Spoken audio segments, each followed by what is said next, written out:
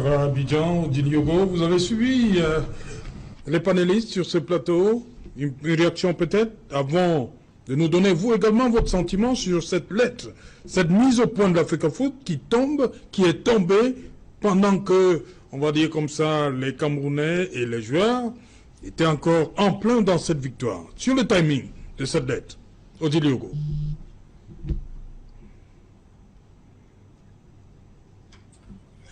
Serge Alain, merci beaucoup. Merci de me redonner la parole. J'ai écouté les panélistes, mais je pense qu'il y a de gros problèmes. Et je suis content d'être là aujourd'hui. Merci Serge de m'avoir appelé. Parce que l'image qu'on donne des Equinox aujourd'hui, c'est que c'est une télé anti-Eto'o. C'est une télé anti-Eto'o, pourquoi? Parce que tous ceux qui viennent sur le plateau, ce n'est que pour faire de l'Eto'o bashing. Et je pense que pour moi, Equinox n'est pas cette télé-là, parce que c'est une télé que je fréquente régulièrement. Il y a beaucoup de personnes que je respecte et je respecte particulièrement Serge Alain Autou.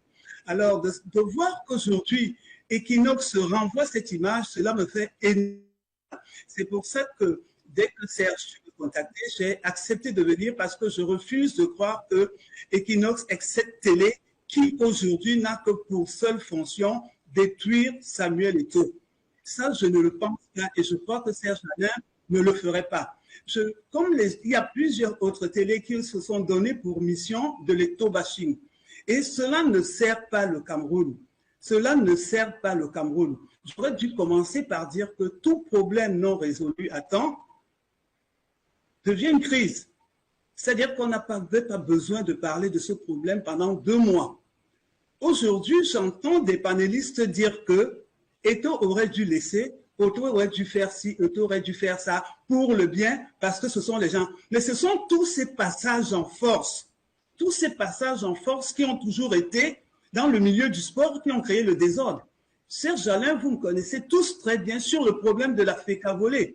Donc tout ce qui se passe aujourd'hui, c'est le bis répétita de ce qui s'est passé à la FECA volée. C'est-à-dire quand quelqu'un a pris l'habitude de ne faire que des passages en force, il ne se donne plus les limites. Et il fallait bien que sur son chemin, qu'il trouve quelqu'un qui lui dise stop. Parce qu'à la Fédération camerounaise de volleyball, malgré toutes les décisions de justice, malgré toute la grande décision de la Cour suprême du Cameroun, le ministre et M. Bello Bourlan l'ont piétiné, ils continuent à fonctionner comme si rien n'était. Ce n'est pas normal que dans une fédération par exemple, celle du volleyball, qu'on homologue quelqu'un. Le comité olympique et le ministère des Sports ont homologué M. Bello Bourlan auprès de la FIBB et auprès de la KVB, qui, elle, a répondu que oui, nous fonctionnons avec les politiques. La FIBB et la KVB ont froissé leur propre loi. Donc, aujourd'hui, comme ça devenait une habitude, et malheureusement pour eux, ils sont tombés sur quelqu'un qui dit que respecter les lois, respecter les droits, respecter les textes, c'est pour ça qu'il y a un gros problème. Et donc, malheureusement, je dis encore malheureusement pour eux, c'est que le proverbe africain dit que l'enfant joue avec les seins de la mère, et l'enfant ne peut pas jouer avec les testicules du père. Ils sont tombés sur les testicules du père, et c'est bien fait, parce que c'est trop facile, Charles, de venir dire que pourquoi ne pas laisser les choses, pourquoi ça ne doit pas se faire, mais pourquoi est-ce qu'il faut d'abord faire du faux? Pourquoi est-ce qu'il faut d'abord faire le passage en force? Pourquoi est-ce qu'il faut faire la forfaiture? Pourquoi est-ce qu'il faut froisser le droit? Pourquoi il faut faire tout ça pour dire laissons passer? Non, il faut qu'à un moment ça s'arrête. Et moi, je m'adresse aussi, bon, il y a 2 Charles sur le plateau, Charles Djikam et Charles Mouyemé. Mais Charles Djikam, c'est mon neveu, mon cousin. Mais quand vous dites que vous vous battez pour qu'on respecte vos droits, et qu'un jeune se lève et ils disent respectez les droits, et c'est vous qui le combattez, et c'est vous qui venez dire aujourd'hui à la jeunesse que nous, on nous a fait du mal, on n'a pas respecté, et vous soutenez votre bourreau. C'est votre bourreau qui vous a mis une centaine de personnes en prison à l'heure actuelle. C'est votre bourreau. C'est contre votre bourreau que Samuel Eto'o se lève pour dire non, ça ne peut pas continuer. Le problème que les gens aujourd'hui, Serge Alain, c'est qu'ils en veulent à Eto'o, parce qu'ils disent que Eto'o a supporté le président de la République lors des élections de 2018 et que s'il n'avait pas été là, le président n'aurait pas gagné ces élections. Mais je crois que tout citoyen est libre libre d'aller voter qui il veut. Quelqu'un peut voter en 2018, M. Paul Biya, et choisit d'aller voter en 2025, M. Kanto ou Cabral, ou aussi, ou n'importe qui. On ne va pas forcer les gens, on ne va pas nous prendre comme les moutons pour aller voter. Et parce que vous avez soutenu quelqu'un, j'ai même entendu dire, Serge Alain, que parce que Eto'o a permis au Cameroun d'avoir la CAN, et c'est pour ça qu'on lui en veut. Mais si vous en voulez à Eto'o, pour avoir offert au Cameroun la CAN pendant un mois, où les Camerounais étaient contents, malgré le fait qu'on a perdu 12 Camerounais sur ce stade qui est fermé, qui vaut 390 milliards, alors que les gens se plaignent que Eto'o prend un seul milliard. Mais quand on ose demander des comptes à Eto'o, parce qu'on dit qu'il a géré que pendant 2 ans, moi je trouve ça pas correct. Parce que, très honnêtement, moi je pensais que si on voulait le changement dans ce pays, on se battrait pour que dès que quelqu'un se lève pour dire ça suffit, les choses ne doivent pas plus s'appeler comme ça, qu'on se battrait tous pour dire que ce qui se passe là n'est pas bien.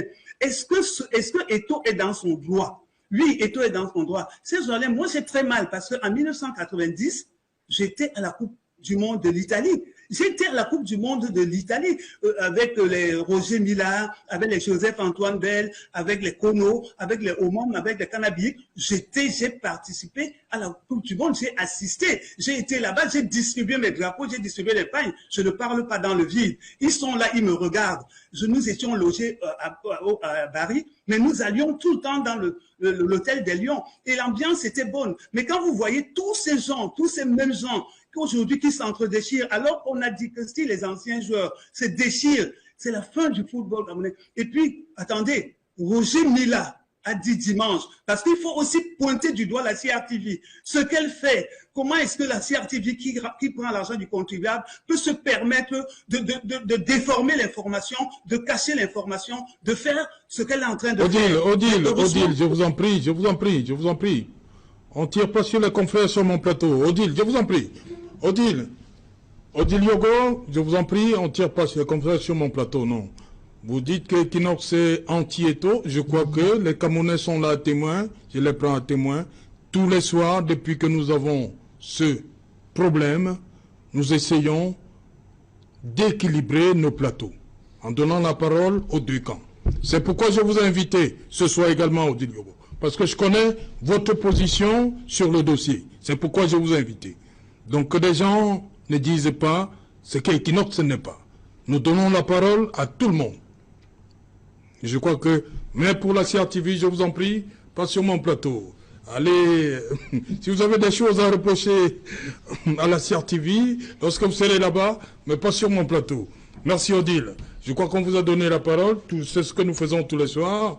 Mais je ne sais pas pourquoi on continue de taxer Equinox de tous les noms d'oiseaux. Nous avons tous les soirs des gens qui défendent. Nous étions à Yaoundé, vous avez vu.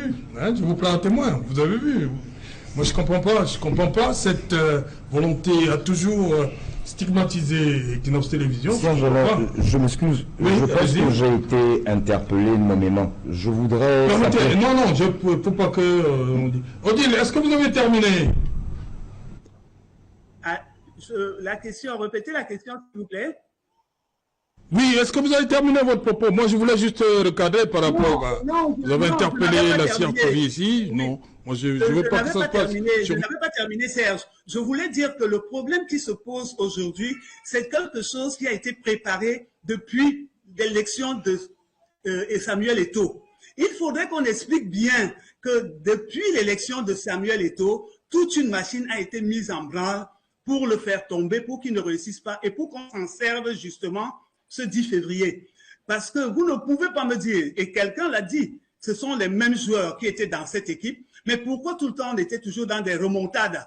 On encaisse 3 et en 5 minutes, on est obligé de mettre 3. Pourquoi est-ce qu'on était toujours dans des qualifications en une extrémiste à la dernière seconde du match? Pourquoi est-ce qu'il y a des bagarres? Parce que quelqu'un a bagarré avec il s'est bagarré avec le coach, après il s'est bagarré avec le président, après c'est lui qui fait un accident sur la route. Non, arrêtez quand même de cacher la vérité au peuple camerounais. Moi, je ne suis pas pour détruire la jeunesse camerounaise, mais arrêtez ce jeu de manipulation parce que c'est cette manipulation qui est en train d'incendier le pays. Parce que si on faisait les choses dans les règles et dans le temps, on n'aurait pas tous ces problèmes, Serge Alain. tout était mis en œuvre pour que Samuel Eto'o échoue. Pourquoi? Et moi, je vais vous dire pourquoi. Pour moi, c'est quelque chose qui a été mis sur pied parce que vous ne pouvez pas me parler du discours du 10 février. Justement, vous vous appuyez tous sur ce discours. Le discours du 10 février, pour moi, j'ai énormément de doutes. Parce que tout le monde sait que ce n'est pas toujours le président qui écrit ces discours. Serge Alain, le président de la République n'a jamais été violent dans ses propos ni dans ses discours. Alors, pour les enseignants, quand on parle de haute institution, pour les enseignants, quand les enseignants ont osé lever la tête, qu'est-ce qu'on a fait aux enseignants? On a dit sur haute institution, vous ne levez plus la tête.